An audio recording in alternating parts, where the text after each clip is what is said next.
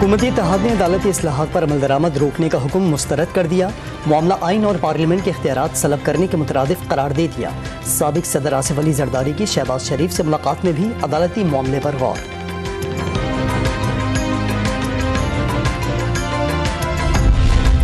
Supreme court ने अदालती इस्लाहात bill पर अमल दरामद रोक दिया। सदर दस्तखत करें या न करें, बिल पर अमल नहीं होगा।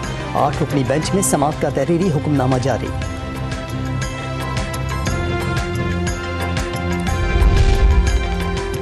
इस वक्त पार्लियामान सुप्रीम कोर्ट में मदाखलत कर रही है। हुकूमत ने तहैया कर लिया है कि सुप्रीम कोर्ट का फैसला नहीं मानना तौहीन अदालत में वज़ीर आज़म और काबीना फारिग हो सकती है। इमरान इस्माइल के programme live with Adil Shah Zeb में गुफ्तगू।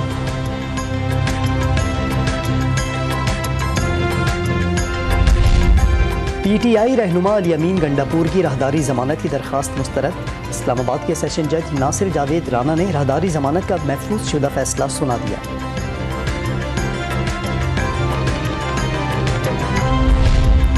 और इस्लामाबाद इंतजामिया ने न्यूजीलैंड क्रिकेट टीम की आला सतह की सिक्योरिटी के लिए काम शुरू कर दिया।